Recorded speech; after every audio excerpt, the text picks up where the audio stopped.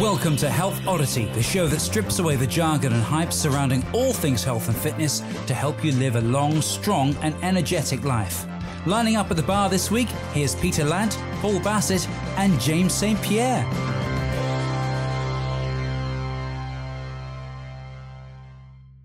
Hello and welcome to the Health Oddity podcast, episode 129, I think. James is over in Val d'Isere, and he's usually in charge of telling us what episode it is, but he doesn't want to touch his phone just in case it all goes wrong. But there you go. We've got a cracking episode for you today. I actually, as we record this, at the time of recording, I actually went out for a coffee with our guest yesterday. I met him for the first time. I randomly friend requested him on Facebook, which I've been doing recently. Just randomly friend requesting people and opening up my network. And I randomly friend requested him before Christmas. And he messaged me like back and it was like, why did you friend request me? And then we got into a chat. And then it turns out he's a really interesting fella. You'll see why when we get into this. And then we met up, and he lives just up the road. So we met yesterday for a coffee and now we're doing this over Zoom. So that's very timely, which is great. But before we get on to our extra special guest, we'll go to James first. You might be able to hear him. You might not. If you're watching on YouTube, that is not a virtual background. He's actually in paradise. There it is. Look, he's showing us around. That is the sunshine there, which, isn't that lovely? But yeah, how's it going over there, James? You all right? I'll keep it brief because I know the signal's not great, but yeah, it's fantastic. Thank you. And I really didn't want to miss this episode. So I have patched into it. My input may be minimal today because I don't know what the sound quality is like, but I will be watching and listening and enjoying. And happy to be here. Excellent. Actually, that was okay. So thank God for that. You got a lot of technology these days. Even in the middle of the mountains, you can speak to us. So that's great, isn't it? Paul, how are you doing? Good. I mean, I think James is going to be like Obi-Wan Kenobi. Occasionally, he'll say use the Force or something. He'll be coming from the ether, just guiding us with his presence. Okay. No? I'm not sure what you mean with that. No idea what you're talking about. Well, he's not going to say much, and occasionally he'll punctuate things with no doubt very useful information. Are you trying to say Obi-Wan Kenobi did? Oh, right. I thought you were trying he's got to a beard. He's starting to look like Alec Guinness. Yeah. I mean, comedians never, say you should blame your audience, but you've got to keep up, All right. Okay. I'll try. I'll try. In fact, if I put my hood up, I could be I could be a little bit like that, couldn't I? With the beard and everything. I just need a lightsaber. Yeah. But I haven't got one to hand because I'm a You haven't got one. Yeah. I've got two actually. I've got two. I thought but you've got kids, so it's okay. Yeah, exactly. I'm a fully grown man, so I don't have toys. I'm just systematically going through alienating loads of different communities each episode, by the way. That's what I'm doing. So I've done Marvel now and all of that lot. But there you go. You're going to do Warhammer 40,000 next? I might do, I might do that next week. Yeah. The old Space Marines and all that sort of stuff. Well, I got out my little miniature paintbrush recently because I bought a load of new kettlebells. They're lovely, but obviously no one knows the weights because they're all black. So I had to go all the way around the numbers just so that people know whether it's 6 kilos, 8 kilos. So, it brought me back to the old days where I was painting ogres, goblins, space marines. Yeah, pretty cool. Yeah. That's why I didn't have a girlfriend for about... I was going to say, it's pretty cool. Yeah. Like that. Look, there's loads of guys out there. Because I used to do it. Henry Cavill, pretty good looking guy, in great shape, played Superman, right?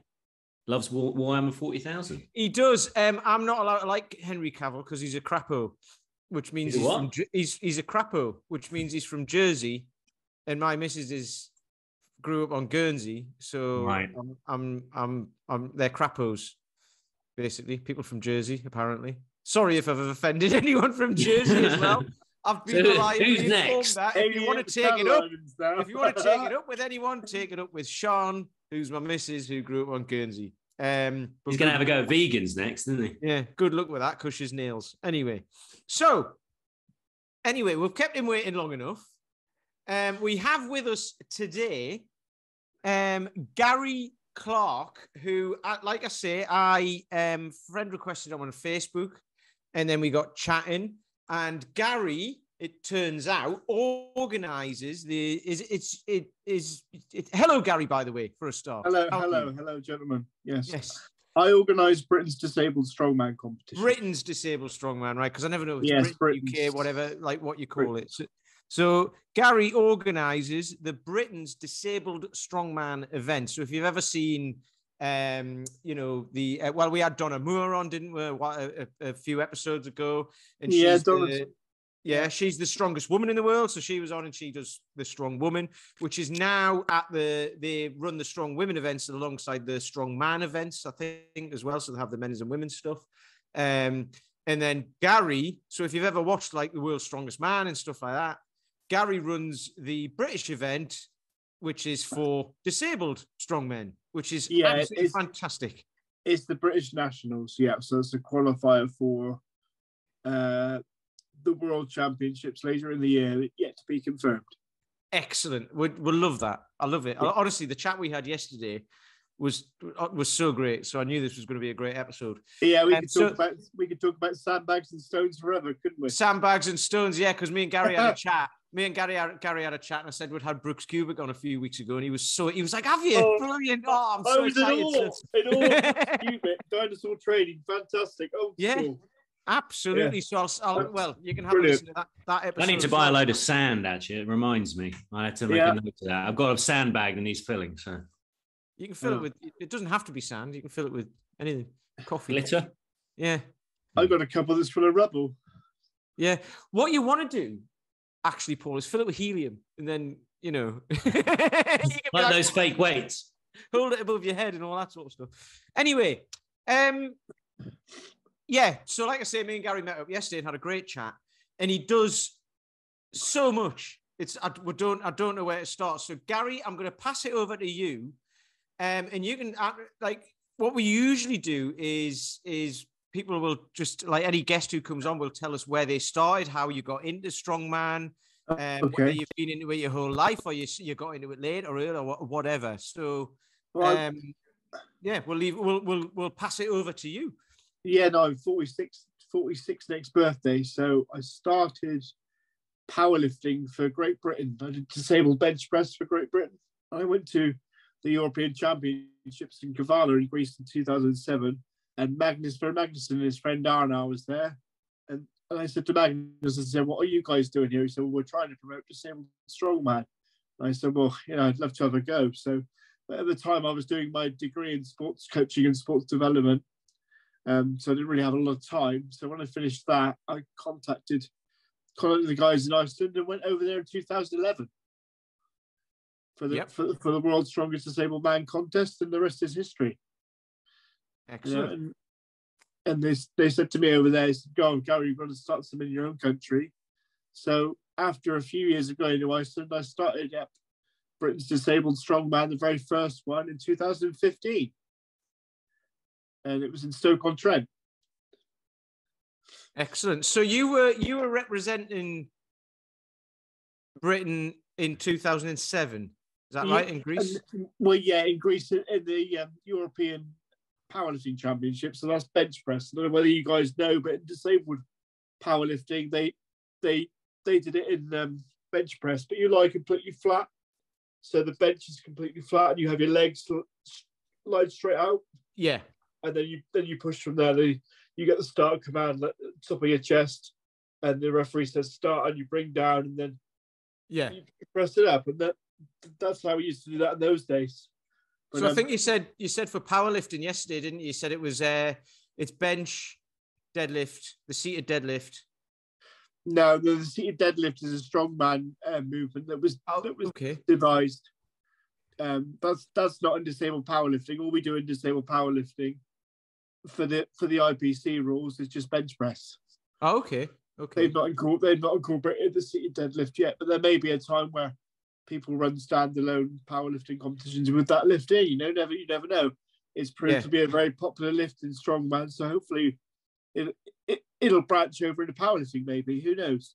Well, honestly, when you told me this yesterday as well, so what I got a bit confused there, because I was like, well, if you were representing Britain at the European Championships, it's completely separate strongman thing didn't from start strong. until 2015. I was like, how does that start? But it was powerlifting and not. It was powerlifting. Yes, that's right. It's a completely different sport.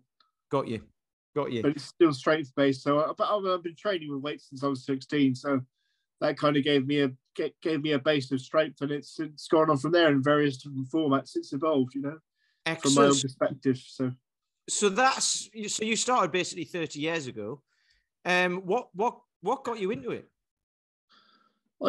I've always been fascinated with strength, and I've never been able to sit still. I've probably got a bit of OCD knocking about, but I've always been quite active and wanted to do things. I've always been very independent, and it just weightlifting and strength training always appealed to me. So when I was 16, I got myself down a local leisure centre, and it's gone from there, really. So what were you doing? What did you start off doing back then? Were you like, did you get straight into weightlifting? No, I just did general gym lifting to build up a base of strength for the first couple of years, and I just carried on from there. Really went training regular and got involved in powerlifting, and from powerlifting I'm now involved with strongman. Excellent. I love that. So, Gary, I don't know if you can hear me, guys, but I just wondered with how does disabled strongman work? Because obviously there's a lot of different disabilities that people can have, and unlike most people like the Paralympics, there's so many categories of disabilities that people have, and they all compete against each other. Is disabled strongman, is it kind of just mainly for one type of disability, or are there different events for people with different disabilities? I'm just wondering how it works. No, we have a varied number of disabilities in disabled strongman, but we tend to put the guys into various different classes depending on seated and standing. So I'm in the seated men's class 2, which is reserved for people with neurological disabilities like cerebral palsy and spina bifida, for 2 examples. So we tend to lift not as heavier weights as the guys in seated class 1, which is generally reserved for people with one leg, and things like that. It's quite a complex classification system, but it's still in its very early days of being completely sorted out. It's a lot of these things are trial and error, and but it's all entertaining, and it's all fantastic. I mean, when you get to see the show, you'll see what I mean. I mean, the athletes make the sport. I mean, every sport is a metaphor for its participants, is it not? So, disabled strongman, it's hard to describe my enthusiasm for it, because the athletes are just brilliant. I'd be interested to know, because as you say, there's lots of different classifications. One of the things that we can find, particularly on the internet, is that people can be very specific about the way things are done. You have to lift in a particular way. This is the only way to do it. Whereas you must be coming at a lift and thinking very differently, kind of laterally, or coming at it from a different angle using different muscles. And that must be really interesting. You must be basically breaking some new ground in actually how do you approach strength, how do you activate core from based on the disability, etc. And obviously strongman tends to work with quite a varied set of equipment as well. So kind of give some examples of kind of like how you have to approach strongman or strength differently. Yeah, I mean, the best way I can describe that from my own perspective, and I guess from a lot of the guys' perspective, is you've got to think outside the box, and you've got to you throw the rule book away, so to speak, in lots of terms, because strongman is very different, and you've just got to improvise, adapt, and overcome, as they used to say in the army, I believe. That's an old army saying, I believe. But it's just, you don't even think outside the box. We live outside the box, and that's the best way of describing it. Disabled strongman epitomizes that to the degree, I believe. And as athletes, we're always evolving. As human beings, we're always evolving. And it's just about learning new things every day, because every day is a school day, as they say. What would you say? I mean, what would you be a big takeaway from that approach? I mean, in terms of the way people are approaching, I mean, you say you live outside the box, so it means this is kind of a world that you kind of probably quite comfortable in. Yes. What do you notice about that way of thinking in terms of working with maybe more conventional athletes? How do you think it could be of use to have that communication between, say, a typical strongman event and a disabled strongman event, you know, thinking outside the box? I just think it proves beyond doubt that it's something you want to do in life, no matter whether you've got an impairment or you haven't got an impairment. There's ways around it, and there's ways of doing it, you know, there's ways of achieving. I think that's my main takeaway from it. And that's something that almost goes beyond the sport, if you will. That's a big takeaway for that, I think. That was something when we were talking yesterday, Gary. That was something we kind of spoke about, and then I thought a bit about it, because we were talking about, you know, being able-bodied and disabled and stuff like that. But actually, it's not disabled. It's just an otherwise abled, isn't it? Like, you can still do stuff. It's just you do it differently. Yeah, I mean, society says we're disabled, but I mean, it's just, it comes down to your mentality. You're only disabled in your own mind. If you think you can do something, then you've got the willpower to do it. You're, like you said before, you find a way of doing it, and it comes down to That's interesting. The reason what I was thinking about, like, behind that was because, like, say for you, you've had to deal with it your whole life, basically. So you've been lifting weights for 30 years and dealing with this your whole life. But then someone like Martin, who we were speaking about yesterday as well, who I'll talk about in a minute, but he was in the forces, wasn't he? And he lost the use of his legs through injury. Yes. So therefore, he's then had to deal with that later on in life. And he might have been lifted beforehand, he might not have been, but if he was, say, he's then got to learn how to lift differently. So he's got to learn it all again. Absolutely. And I think, and even for able-bodied people who, I don't like using that term, but people will understand that. So, so even for able-bodied people, you know, you get to a certain age. I didn't start lifting weights until I was in my between mid and late 30s, right? 36, 37, that sort of age. So only like 10 or 11 years ago.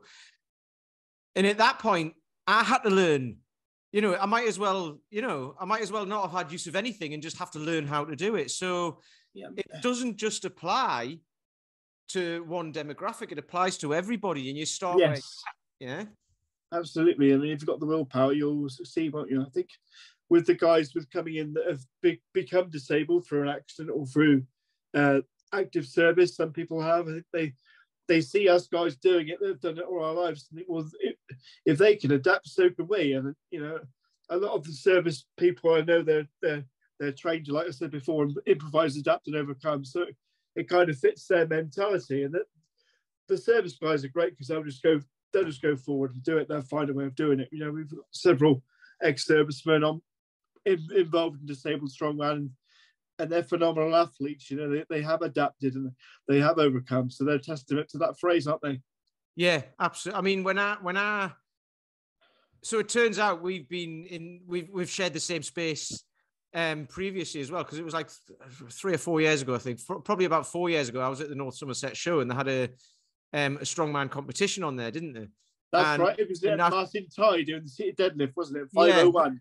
He did the seated deadlift. He lifted 501 kilos, which is the most that had ever been lifted off the floor by anybody. Because Eddie Hall's record was 500 kilos, wasn't it? Yes. But then you and I was like, so that's a huge amount. And then I saw that he broke. It is, but I know where you're going with this. Yeah. Well, I saw that he broke the record again. He got like 525 or something like that. But tell us now. Go on, blow our minds. Tell us now what the seated deadlift record is right now. Okay, so fair play to Ty. He did 501, then he did 550 at the Arnold's in 2020, and then Dave Walsh recently at the Arnold's UK did 646 kilograms. That's kilograms, not pounds. 646 kilograms. 600. So Eddie Hall lifted 500 and it nearly killed him. Like if you watch the video of that, he passes out, and then for days after he had internal bleeding and all of that sort of stuff. But I mean, fair play to Martin initially for doing the 500 as well. That's a landmark, and that can never be forgotten. Absolutely. You know? 646 is it's mind-boggling. I mean, it's the most anybody's ever lifted in the history, you know, in strength history potentially. We don't know what went on hundreds of years ago, but it seems logical that could be the case, could it not? How was it actually lifted? So how was the So it's on a seated deadlift. So we kind of picture yourself on a stool. Mm-hmm. All right, it's 18 inches high, and we have the bar on the floor. So we sit with our legs over the bar, and we bend down and pick the bar up and sit back up with it. If I can take you into the front room, I've got one in the front room, so I won't do that. You have to have a good seat. You have to have a good seat, don't you? You can't just do it on an 18-inch plastic chair. That's not no, you can't do it on a deck chair. Fortunately, I've been making the seats all right because it was actually lifted on one of the seats that I built. So I must be doing something right with the welding. Well, this is something else that's really, honestly, we've got so much to talk about. It's like this is going to go off in loads of different directions, but this is one thing you started over lockdown, didn't you, as well? Because there was no actual nobody manufacturing anything for this, so you were just using like normal weightlifting benches, weren't you? I had a couple that was made for the Brits back along, but they were on two sections and they shook about a bit. Yeah. So I thought, well, if I always wanted to learn to weld. I thought, well, I've got time. I was on the furlough back in first lockdown, so I had loads of time spare. So I thought, if I'm going to learn to weld, I'm going to learn to weld now. So basically, thank God for Amazon, I managed to build a complete workshop in my house during lockdown. I say not in the house. Well, it's overlapped a bit now, but it's out the back. It's all right. I don't get the grinder out in the front room. It's all right. Just do a bit of welding while everyone's having dinner. Yeah. It's like, don't mind me. Do a creme brulee. I live on my own, so unfortunately, I've got the freedom to do what I want. But so basically, I've cut a long story short. I managed to make it. I think it was 31 deadlift seats so far. Wow. Yeah, and you were saying you've got it down like really, really well now. It takes like a few days to make one, doesn't it now? A few days now, yeah. In the beginning, it was like 2 weeks. So you know, you learn different ways of working. You again improvise, adapt, and overcome, isn't it? And that's as disabled athletes. That's one of our main strengths, you know. So that can apply to all forms of life, not just competition. In all forms of life, you know. Whatever you do. I'll tell you what, I love it as well. Because it's up there with like you know, for the world record you were like, I made the seat that it was done on. I put one of the plates on the bar. I was kind of sat there thinking, oh god, but no, it was fine. It didn't even flinch, so it was good. I was quite proud of that fact that I've managed to aid in somebody doing that, because it's a phenomenal feat of strength, and it's a good test of your welding. It's a good test of your welding, isn't it? Yeah. Like I said to you, fair play to Dave Walsh for doing it, because it's phenomenal, and it was one of the things that I live along in my memory for sure. Yeah. So you've got so you were saying you've got like a bit of a workshop out the back, and you do welding out there, but you've got your shed out there, your shed of strength, haven't you, as well? Yeah, I train in my shed, so I've got all my equipment. Well, some of my equipment in the shed. I've got some really old school deep dish plates that probably from the 60s. Wow. So I actually train in my shed, so on mostly things that I've built. So yeah, I've managed to develop that in the lockdown as well. So have you taken a lot of, because obviously as a sport it's probably a new developing sport in many ways, you know. Outside of always, I mean, obviously everyone's always wanted to be strong, but you must be discovering new people who are coming into these strongman events. What are you noticing about integrating the strength training principles into their level of function, their approach to their body, their mindset? What are you starting to see change about people who really commit themselves to the strongman training? The biggest thing is people's confidence, you know, that I've seen in people, you know. I mean, with these athletes, everyone's got a story to tell. You know, they've been through some hard times, but when they get involved in strongman or any sport, it just gives them a lift that they wouldn't get from anywhere else. It's the camaraderie, the competitiveness, the will to win. That's all there with these guys, and it's just phenomenal to see every time. And that's why it gives me it's an honor and a privilege to put a platform out for people. Well, that's the thing. You don't lose those desires. So, those things don't change. Those things are still human. They're very present. Absolutely. It's a great exploration, isn't it? A lot of these people have been depressed and whatnot, and it's managed to reignite those fires in them, which is fantastic. That's the bigger picture, isn't it? That's the bigger picture. Yeah. I mean, what's it done for you particularly? I mean, how, as you've gone through this and as you've taken a bigger role in the community and you've been kind of instrumental in kind of creating these events. I mean, what's been your own evolution in terms of your approach to your body, to your mindset, to your confidence since as you've evolved through the sport? It's been my life, really. I mean, I've dedicated my life to strongman, but like I said, it's an honor and a privilege to do so. And I've got stronger myself in the process, but it doesn't matter who promotes what show. It's about the athletes and how they progress. And it's just phenomenal to see every time we go out. One question I'd be interested to know is what's next for the sport? I mean, where do you see it going? Where do you see it evolving? Is there events that people haven't tried yet, or kind of lifts that still seem like they're in the distance that, obviously this 650 kilo lift. Yeah, that's the question. When's that going to end? Is it going to be 800 kilos?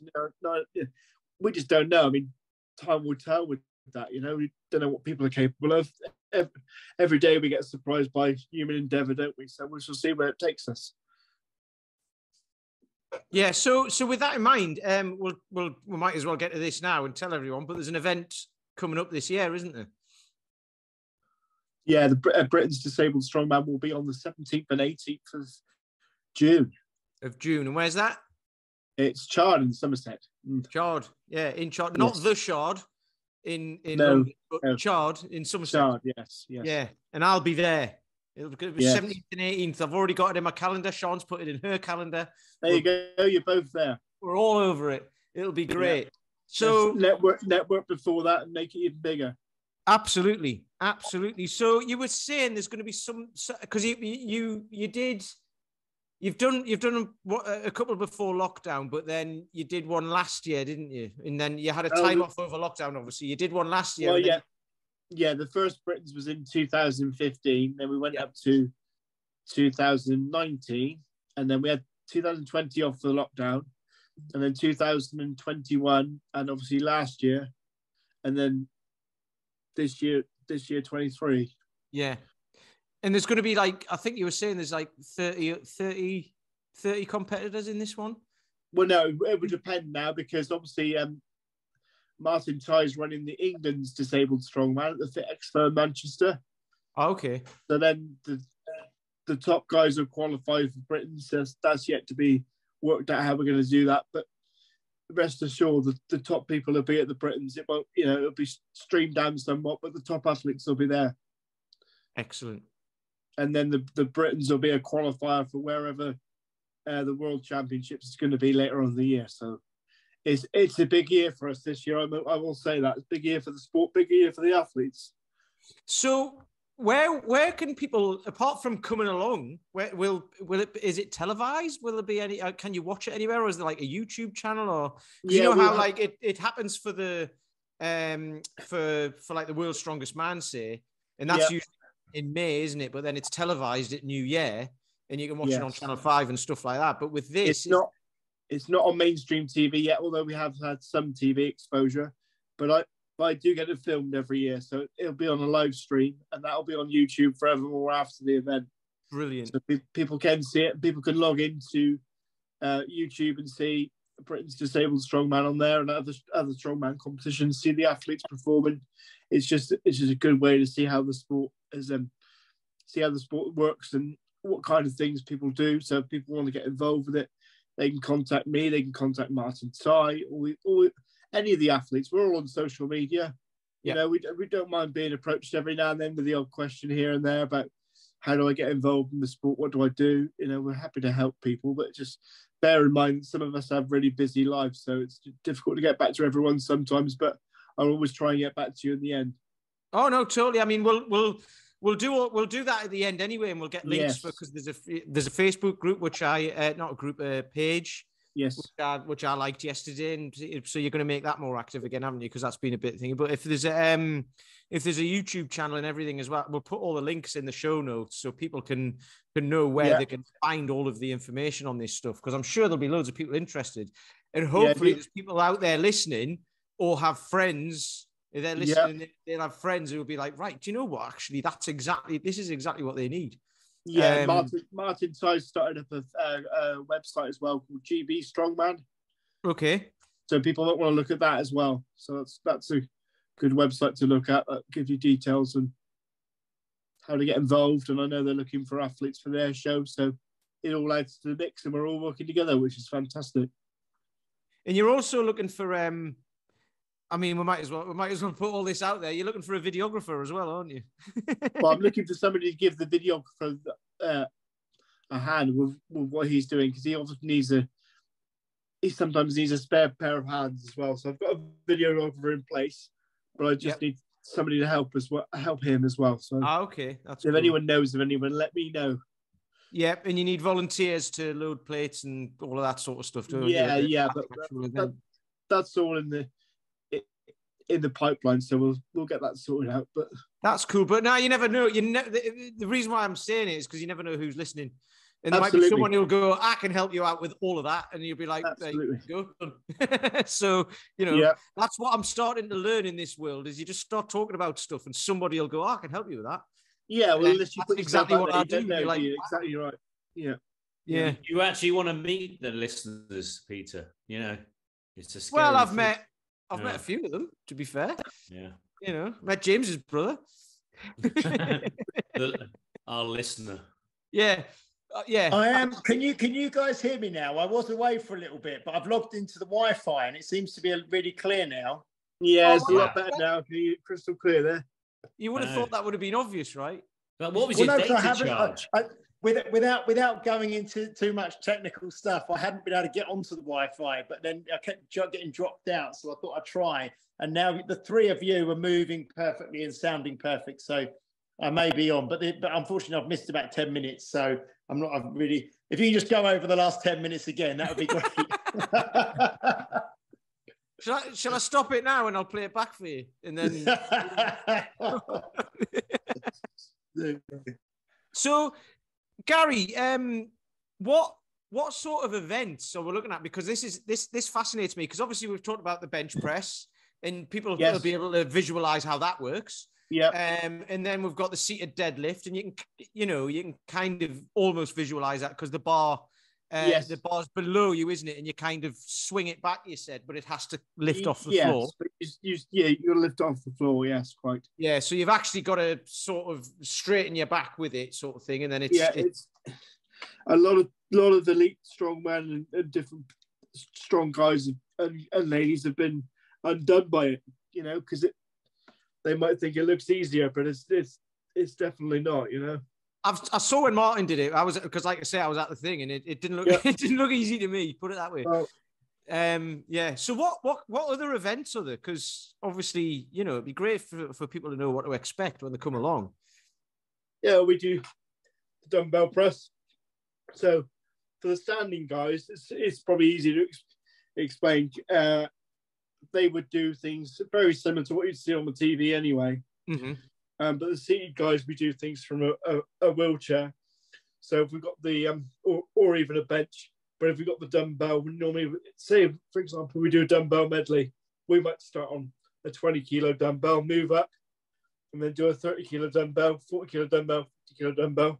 I think the most I've seen in the dumbbell medley is a 60-kilo dumbbell, I believe. Wow. So... because obviously that's without the use. I mean, people don't really might not realize. People who are into strength training will realize that you're pressing something above your head, like seated down, is way harder than standing.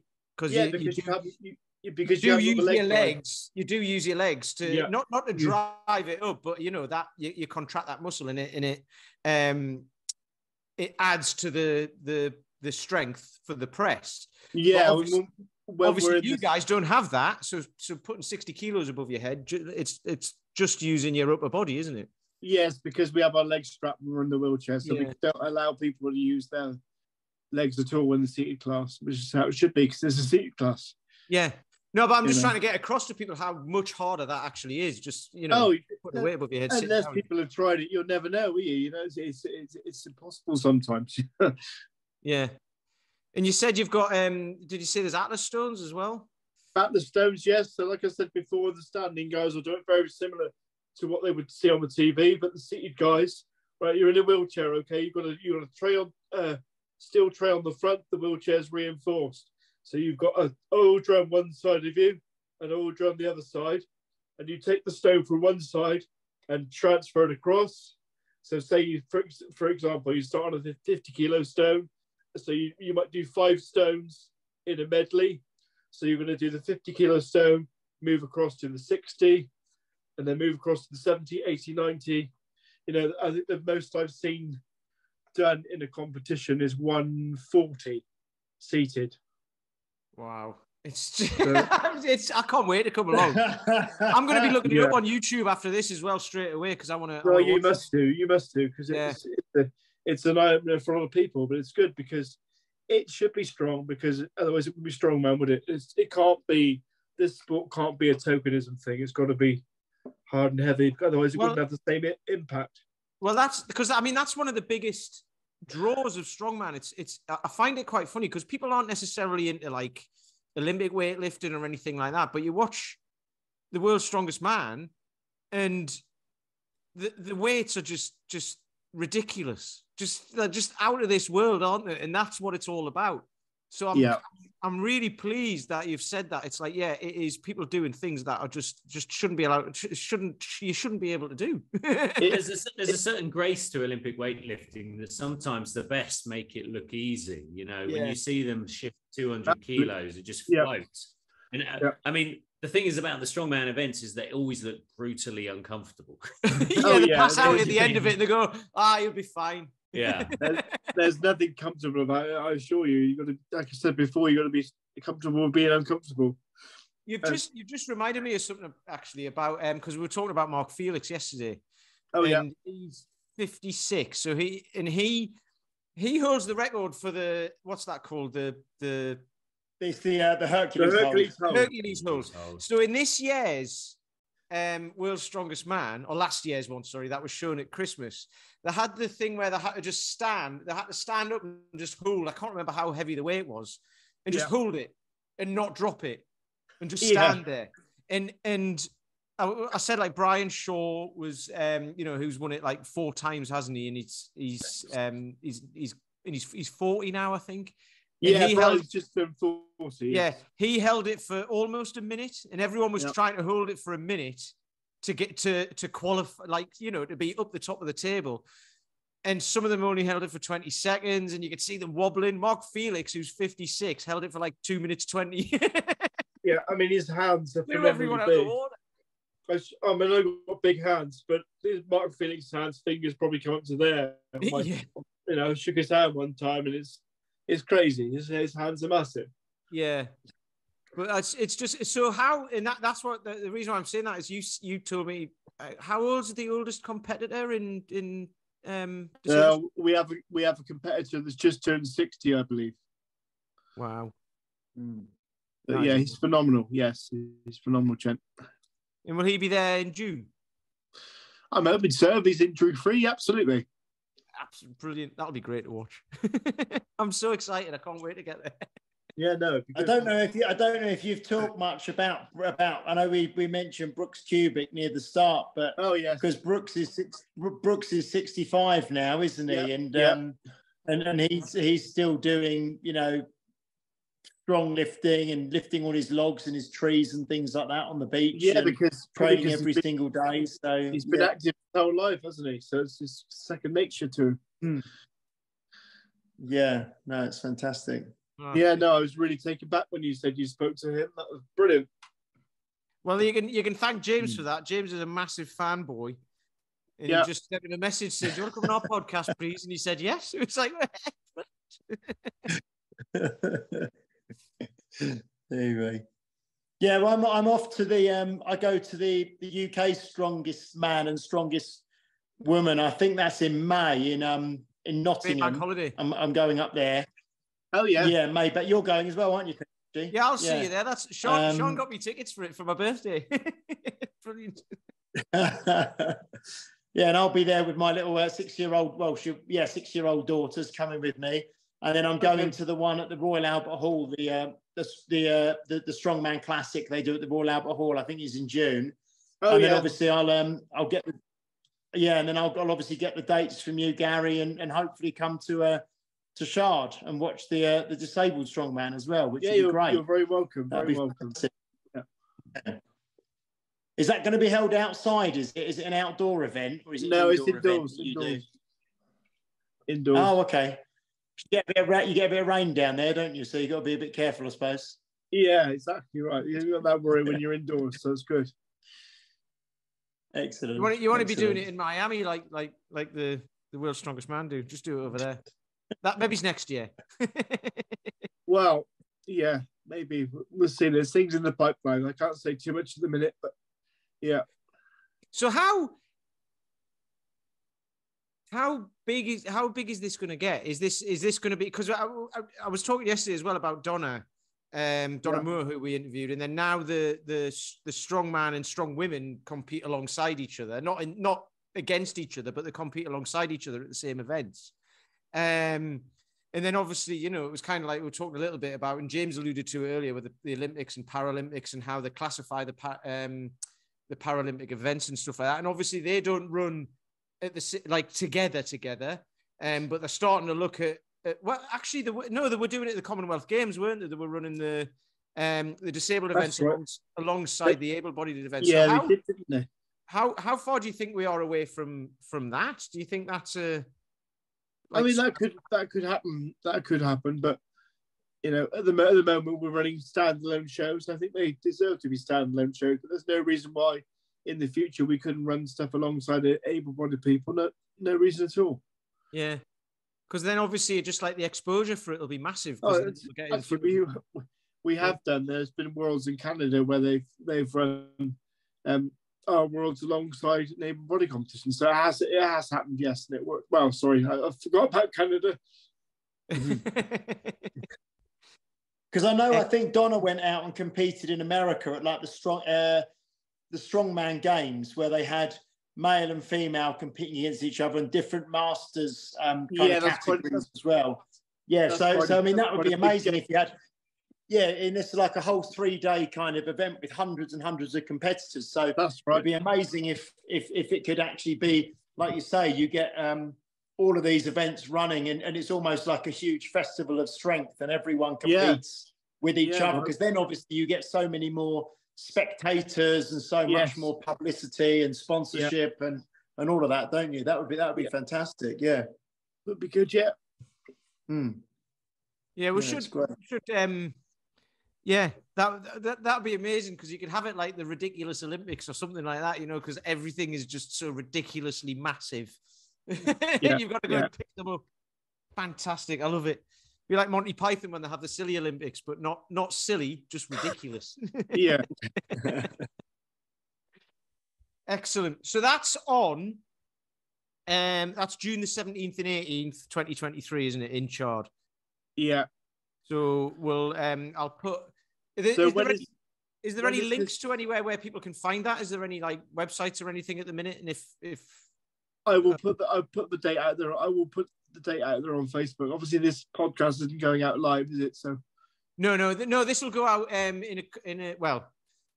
it'll be out now, obviously, because people are listening to it, if you know what I mean. But no, just like if in case there's a link to a website or anything like that, and then we can put that in the show notes so people can click on the link. And but when you actually publicizing this podcast, this one goes out on hang on, doobie 10th. This will go out on the 17th.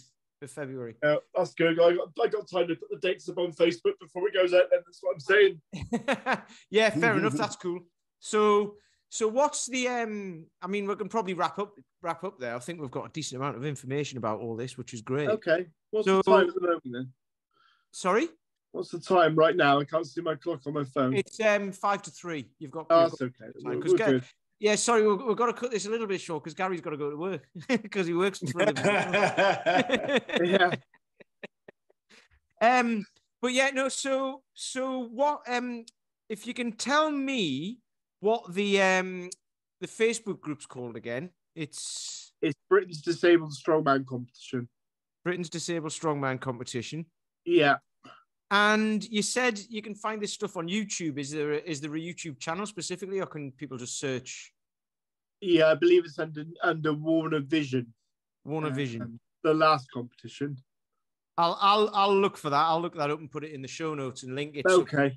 Yeah. So people can click on and go and watch it. Yeah, and that's the guy that done the live stream. So we had to put it through his channel. There was a technical malfunction on the day, so we had to feed it through his channel for some reason. I'm not a technical whiz kid, so I don't know the reason for that, but I know we had to do it through his channel. That's fair enough. That's cool. So Warner Vision, Britain's Disabled Strongman Competition. Yeah, that should be another thing. People can find out what they need there. And then, like you said, you're happy for people to get in. I mean, to get in touch. You're obviously a busy man and you've got a job and a life and stuff like that. But if anyone's got any questions, they can shoot you a message. Is that all right? Or... Yes, that's fine. Yeah, anyone, like I said, any one of the athletes, you know. Yeah, that's cool. That's cool. Paul, have you got any final thoughts?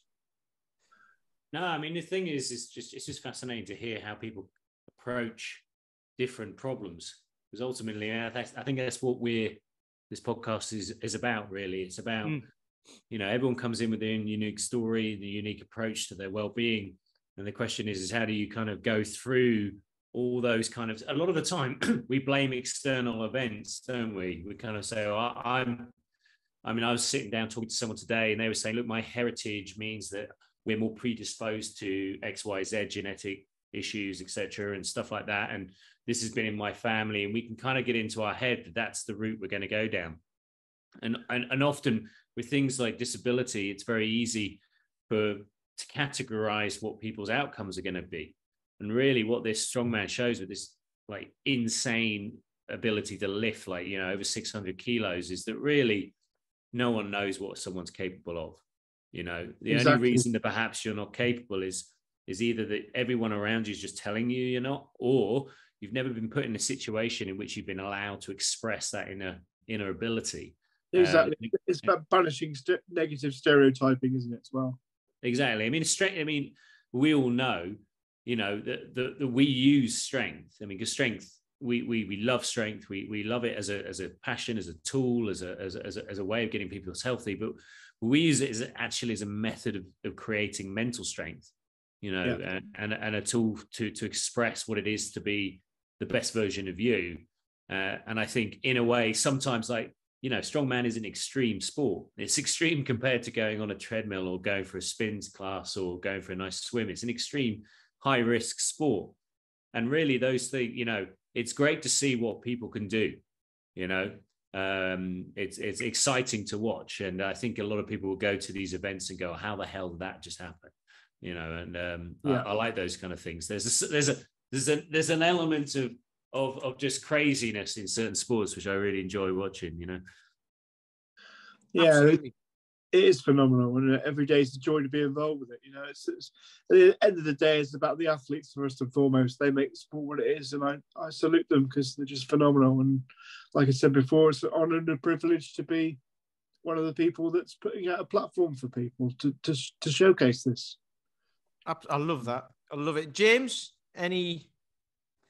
Yeah, I'll keep it fairly brief. Like I say, I'm not sure how well it's going to sound coming through, but I'm really glad I kind of sorted out the technical issues and came on, and it's been a pleasure to meet Gary. And I'm really I love the strongman stuff, and I like going to watch it now, and I have been brought up with it. as a kid. You know, it was a staple in my house, watching the strongman every Christmas since I was probably younger than 10 years old or something. So, and I think that speaking to Donna Moore a few months ago about the female strongman, the side of the side of the strong woman competitions, and that side opened up. Lots of people that I follow now. And then obviously speaking to you, Gary, is a whole nother side of strongman, which I think I am probably, I'm more involved in this kind of stuff than most, and it's not something that I was really aware of. So hopefully this is going to broaden that kind of knowledge and that appeal, and get more eyes on the sport and more focus on the sport. And yeah, like I say, if I can get down to the event that you're running in June and meet you and see Pete down there, I will be there. I think it sounds fantastic. And like you say, it's just great to see people being empowered, really, and just doing everything that they can to take control and to take personal responsibility and personal empowerment and just getting stronger. I love it. And I can't wait to see it in person. So thank you for coming on. No, it's my pleasure. Thank you for giving me a platform. I just want to quickly add, I think I'd love to actually see the seated deadlift, because I'm thinking it might be a perfect exercise for some of my clients, because I might have a go on it. It sounds awesome. I can certainly build you a seat. Give him a few days and he'll have you one knocked up out the back. Little bit of a plug there. It's good for 6. James, did you hear how much the record was, by the way? Were you on at the time? No, I missed that bit. No, like I said, I dropped in and out, and then since I've come back in on the Wi-Fi, it's been really smooth from my end anyway. But no, I missed that. The world record for the seated deadlift is 646 kilos. Oh my God. That's in the seated class one. Mate. Obviously, we've got other records in other classes, but for the seated class one, it's 646 kilos done by Dave Walsh. It's bonkers. That's just absolutely bonkers. Wow. So, Paul, I'll have to look at that. I'll look at that on YouTube as soon as we get off. I'm sure I'll be able to find some seated deadlift stuff. Yeah. For you there, Paul. As Gary's just said, that he'll build you a seat, and then you're good for at least 6. All of your clients should be all right with that, right? Yeah. Well, I'll probably be able to at least max out on 60 kilos, something like that. You'll surprise yourself. Yeah. Excellent. Wow. Well, for me on that, number one, thanks for coming on, Gary. It's just same as what James said. I'm like, you watch all of this stuff, and I wasn't really aware that there was a disabled event in this. I saw Martin do his deadlift, obviously, but I wasn't aware there was a whole kind of movement going on. So that is really good, and it's right close to where I live as well. So that's like, all of this stuff's going on right around me. So it's made me aware of that. So I'm going to be there. But similar to what Paul said, when people say, oh, this is holding me back, that's holding me back, and it's all about overcoming. And we talk a lot about that. And that's like, we all talk a lot about that, about how strength can help you overcome a lot of things. Strength of body and strength of mind, regardless of whether it's as strong as the next person or whatever, it doesn't matter, because it means what it means to you. And for me, it's always like, you can find someone in a situation and they go, that situation is holding me back.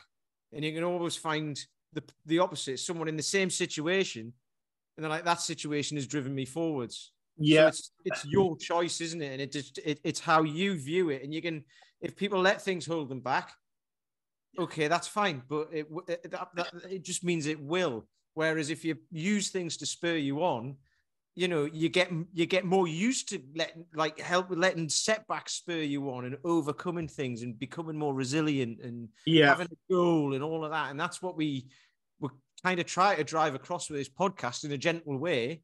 But everyone's capable of something. So yeah, absolutely. Yeah. But thank you for that, Gary. Thank you That's very much. My pleasure. So we've got Britain's Disabled Strongman competition on Facebook. If you just put that in the search bar, you will find that page. And then I will put a link into the YouTube stuff for the competition. I might even find the YouTube deadlift as well. I'll see if I can find that as well. But that's brilliant. But if you like this, please like and share. Hopefully, you lovely listeners out there will be sharing this with people who you know this will help and impact. And we might get a whole new audience. Who knows? That'd be amazing. That'd be absolutely fantastic. So yeah, please like and share. Thanks, Gary, for coming on. Thank you all out there for listening. We really appreciate you, and we'll see you next week with somebody else, because I don't know who it is. Anyway, thanks. No problem at all. Thank you, gentlemen. Cheers, Gary. You've been listening to Health Odyssey with Peter Lant, Paul Bassett, and James St. Pierre. To get your regular fix of hype-free health, you can subscribe and leave a review wherever you get your favorite podcasts. You can find out more on today's and other topics at healthodyssey.com, or find us on Facebook or Instagram by searching for Health Odyssey.